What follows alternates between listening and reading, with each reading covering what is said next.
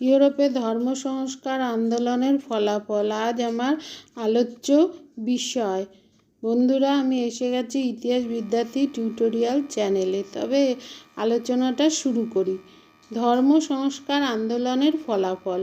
ইউরোপে ধর্ম সংস্কার আন্দোলনের ফলাফল ছিল গভীর ও সুদূর প্রসারী। শুধু ধর্মীয় ক্ষেত্রে নয়, ধর্ম সংস্কার আন্দোলন ইউরোপের রাজনৈতিক, সামাজিক, অর্থনৈতিক, সাংস্কৃতিক প্রভৃতি বিভিন্ন ক্ষেত্রকে প্রভাবিত করেছিল। এই ধর্ম সংস্কার আন্দোলনের ফলাফলের মধ্যে প্রথম হচ্ছে চার্চ ব্যবস্থায় ভাঙন। সেটা কি? ধর্ম সংস্কার আন্দোলনের প্রত্যক্ষ ফল ছিল ইউরোপের খ্রিস্টান চার্চ ব্যবস্থা ভাঙন।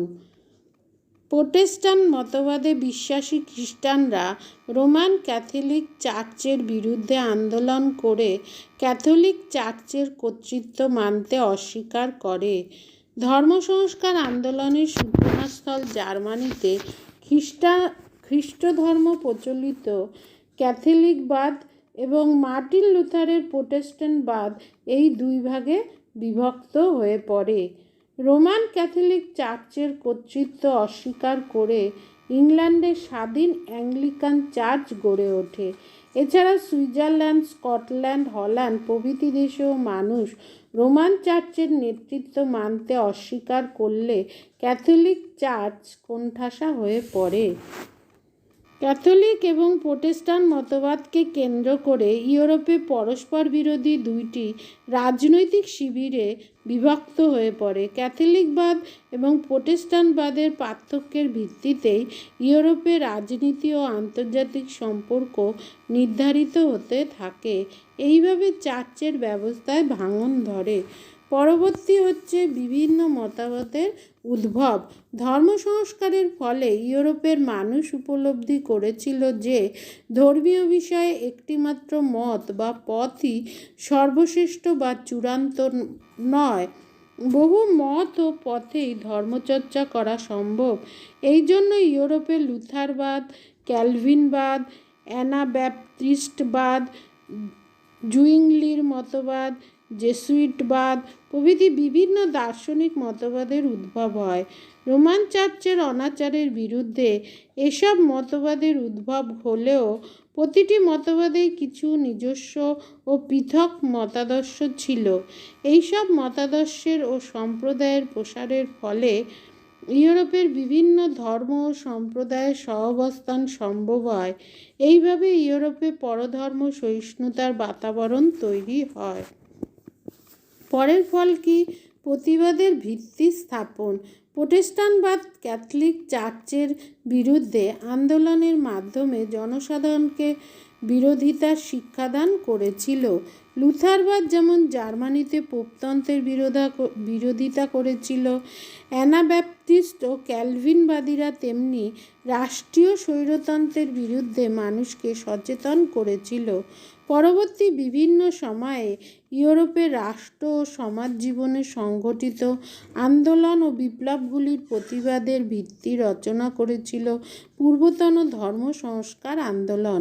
সপ্তদশ শতকে ইংল্যান্ডের স্টুয়ার্ট স্বৈরতন্ত্রের বিরুদ্ধে উদারনৈতিক পার্লামেন্টের সংগ্রাম এবং 1789 খ্রিস্টাব্দে ফ্রান্সে বুর্ব বংশের স্বৈরাচারের বিরুদ্ধে সংগঠিত ফরাসি বিপ্লব ধর্ম সংস্কার আন্দোলনেরই পরোক্ষ ফল বলে বর্ণনা করা যেতে পারে। পরেরটা কি? চার্চ ক্যাথলিক চার্চের সংস্কার। রোমান ক্যাথলিক চার্চের কুসংস্কার, দুর্নীতি ও অনাচারের বিরোধিতা করে ধর্ম সংস্কার আন্দোলন শুরু হয়েছিল। ফলে ক্যাথলিক ধর্ম ও চার্চের সংস্কার ছাড়া শুধু বলপ্রয়োগ বা সংঘর্ষের মাধ্যমে এই ধর্মমত ও চার্চকে টিকিয়ে রাখা সম্ভব নয়, একথা কিছু সৎ ক্যাথলিক যাজক ও ধর্মীয় নেতা উপলব্ধি করেন।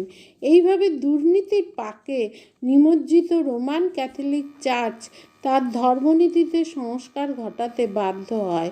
রোমান চার্চ আবার তার আদি বিশুদ্ধতায় ফিরে যাওয়ার জন্য নানা পদক্ষেপ গ্রহণ করে। ত্যাগ, সেবা ও নৈতিকতার আদর্শ গ্রহণ করে ক্যাথলিক ধর্ম অনেকাংশে বিশুদ্ধ হয়ে ওঠে। পরেরটা কি? সাহিত্যের বিকাশ। ধর্ম সংস্কার আন্দোলনের পরোক্ষ প্রভাবে ইউরোপের জাতীয় ও আঞ্চলিক সাহিত্যের অগ্রগতি ঘটে। ইংল্যান্ডের জন ওয়াইক্লিফ ইংরেজি ভাষায় বাইবেল অনুবাদ করে ইংরেজি ভাষা ও সাহিত্যের অগ্রগতি ঘটায়।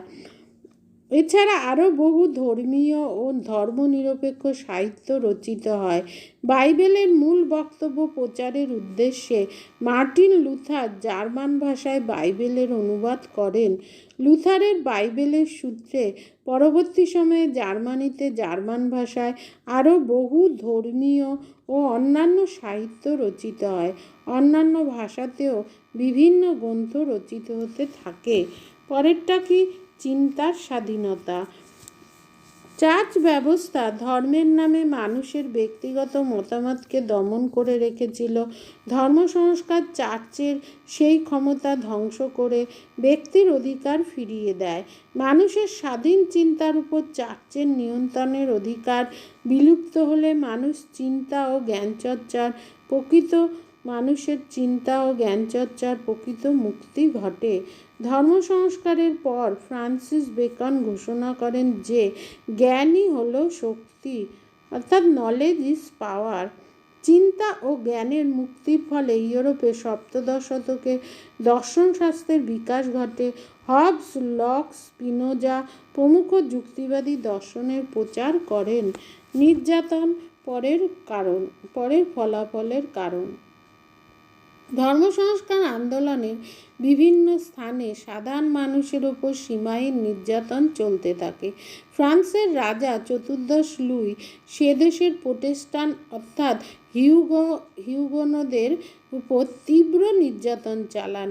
ইংল্যান্ডের রানী মেরির আমলে প্রোটেস্ট্যান্টদের উপর নির্যাতন চলে।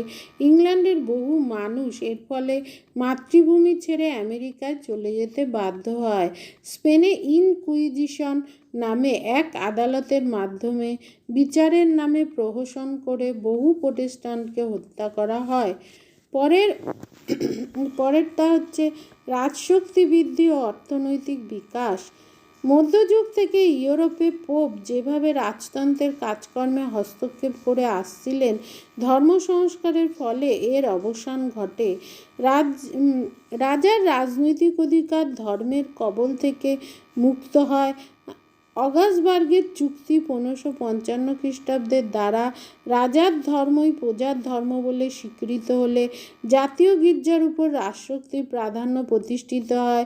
এই জাতীয় গির্জাকে কেন্দ্র করে প্রতিটি দেশের জাতীয়তাবাদ শক্তিশালী হয়ে ওঠে। তাছাড়া যেসব দেশে প্রোটেস্ট্যান্ট মতবাদের প্রসার ঘটে সেখানে প্রোটেস্ট্যান্টরা তাদের চিরাচরিত কৃষি অর্থনীতির পরিবর্তন ঘটিয়ে শিল্প ও বাণিজ্যের বিকাশ ঘটায়। ফলে দেশের দ্রুত অর্থনৈতিক অগ্রগতি ঘটে।